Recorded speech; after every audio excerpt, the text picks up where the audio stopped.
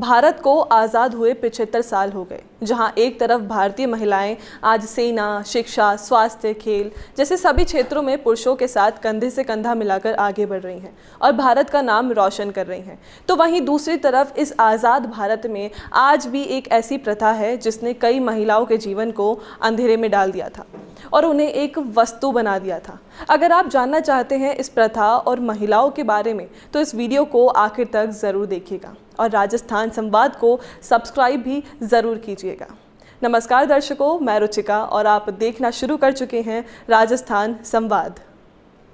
दरअसल राजस्थान में कई पिछड़े समुदाय के पुरुषों पैसों के लिए अपनी पत्नी को बेचा और खरीदा करते थे और इस प्रथा को नाता के रूप में शुरू किया गया था, जहां एक विवाहित महिला दूसरे पुरुष के साथ लिव इन रिलेशनशिप में प्रवेश करने का विकल्प चुन सकती थी, जिसमें पहले पति को मुआवजे के रूप में कुछ पैसों का भुगतान किया जाता था और इस पैसों को झगड़ा के रूप में जाना जाता था। ये पैसा शादी में किए गए खर्चों के प्रतिपूर्ण के लिए दिया जाता था। ये प्रथा पिछड़े वर्गों और अनुसूचित जातियों और अनुसूचित जनजातियों के बीच प्रचलित थी। ये अनोखी प्रथा एक महिला को उसकी शादी टूटने के बाद दूसरे पुरुष से शादी करने की अनुमति देती है, जो सुनने और समझने में सही नज़र आया है। मगर सच तो ये है कि ज़्यादातर मामलों में पति ही होते थे जो शादी तोड़ देते थे और पैसों के बदले में अपनी पत्नियों को दूसरों को सौंप देते थे और उन पैसों से खुद पत्नियों को खरीदने के लिए भी उपयोग करते थे और इसके लिए इन औरतों के पति ही खुद की पत्नियों की नीलामी किया करते थे। भारत सरकार इस प्रथा के खिलाफ थी, मगर कई बार तो लड़की के पिता भी अपनी बेटियों को एक के बाद एक शादी करने के लिए मजबूर करते हैं। प्रत्येक सौदे से पैसा कमाते थे, जिसमें पंचायतों और पुलिस की मदद से काम किया जाता था और उसमें से उनका हिस्सा भी दिया जाता था। आप समझ सकते हैं कि ये प्रथा कितनी नीचे स्तर की है।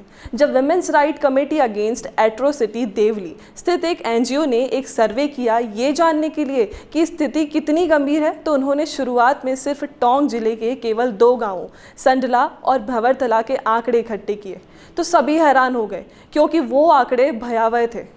पिछले 5 सालों में वहां पिछड़े वर्ग के बीच हुई 258 शादियों में से आधी से भी कम ही बच पाई थी। कुछ जातियों में असफलता की दर 70% थी और उस कमेटी की कोऑर्डिनेटर इंदिरा पंचोली ने बताया कि लगभग हर घर में एक अनसक्सेसफुल शादी होती है। इस प्रथा के चलते महिलाओं को शादी टूटने का डर लगने लगा, क्योंकि शादियां अचानक ही टूट जाती थी और कई मामलों में पुरुष अपनी पत्नियों को छोड़ने का बहाना ढूंढते थे, जिसके बाद में महिलाओं को दूसरे रिश्ते में धकेलना आसान हो जाता था, जबकि उनके पति बेशर्मी से पैसा वसूलते थे।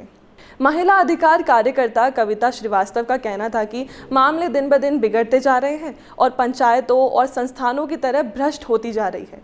वो कमज़ोरों को मजबूत करने में विफल हो रही है। आखिर पंचायतों पर क्या बीत रही थी? वे रेट फिक्स कर रहे थे। 12 साल की उम्र में गीता की शादी आटा साटा एग्रीमेंट से हुई थी, जब से 2 परिवारों ने अपने चचेरे भाई के साथ शादी में बच्चों का आदान प्रदान किया था। गीता के पति ने 20 साल की उम्र में गीता को एक विदुर गिरिधालाल नाम के व्यक्ति को 14,000 रुपये में बेच दिया था और गीता ने बताया कि पंचायत और स्थानीय पुलिस चाहती थी कि मैं किसी भी आदमी के साथ तब तक रहूं जब तक वो मेरे लिए गिरधारी लाल को भुगतान करता है और गिरधारी लाल गीता 35,000 रुपये में बेचना चाहता था। गीता जैसी ही कई महिलाओं के पति इस प्रथा के कारण कई अपनी पत्नी को 1 बार, 2 बार या तीसरी बार दूसरे पतियों को बेचने की कोशिश करते थे। ऐसी ही एक महिला थी प्रेम, जिनके पति ने उन्हें 300 किलोमीटर दूर बसी नाम के किसी अन्य व्यक्ति को 80,000 रुपये में बेच दिया था। प्रेम ने कई बार भागने की कोशिश की और तब जाकर कुछ महिला संगठनों द्वारा इस घटना के बारे में सुनने के बाद ही उन्हें जयपुर के एक महिला गृह में ले जाया गया था, जहां से वह अपने पिता के साथ वापस चित्तौड़गढ़ चली गई थी। इसके बाद 26 साल की कमला गुर्जर, जिनकी 4 बार शादी हुई, जिन्हें इनके चौथे पति ने 1 लाख रुपए में खरीदा था। 40 साल की संतोष बराई, जिनकी 3 शादियां हुई और इनके तीसरे पति ने इन्हें 19,000 रुपये में खरीदा था। अब बात बताती हूँ आपको एक 16 साल की कल्पना मीना की, जिनकी शादियां 3 बार हुई और इनके तीसरे पति ने इन्हें 80,000 रुपये में खरीदा था। आप सोच सकते हैं कितनी घिनौनी हरकत हुआ करती थी उस टाइम पे और इनके जैसे न जाने कितनी महिलाओं को इस प्रथा के चलते एक वस्तु की तरह खरीदा और बेचा गया है। मगर जैसे जैसे समय बीतता गया ये प्रथा सभी मान्यता से बाहर होती चली गई, मगर कई ग्रामीण और पिछड़े क्षेत्रों में अभी भी इस पुरानी प्रथा को मानते आ रहे हैं। कई लोगों का मानना है कि आज भी राजस्थान के कई हिस्सों में महिलाओं को विवाह के बाद आपसी संबंधों में बेचा और खरीदा जाता है, जिसमें कभी कभी लाखों रुपए में भी बात तय होती है, जो एक खतरनाक प्रवृत्ति बन रही है। आपका इस विषय पर क्या सोचना है, आप हमें कमेंट करके भी बता सकते हैं। और ऐसे वीडियोस के लिए देखते रहिए राजस्थान संवाद। नमस्कार। हर प्रॉब्लम का एक सॉल्यूशन होता है और आपके बिजनेस को ग्रो करने का सॉल्यूशन है मिशे मीडिया सॉल्यूशन। क्योंकि अब डिजिटल मीडिया में छाने के लिए और अपने बिजनेस या प्रोडक्ट को क्लैरिटी के साथ समझाने के लिए आपको चाहिए ऐसे वीडियोस जिन्हें सोशल मीडिया पर देखकर कोई भी आसानी से आपके बिजनेस के बारे में समझे और आप तक पहुंचे। मिशे मीडिया सॉल्यूशन है कंप्लीट वीडियो प्रोडक्शन हाउस जो करता है मदद आपके बिजनेस को ग्रो करने में। मिशे मीडिया सॉल्यूशन सिर्फ आपके बिजनेस के लिए एड ही नहीं बनाता, बल्कि उस एड को बनने से लेकर कस्टमर तक कैसे पहुंचाया जाए इसमें भी मदद करता है।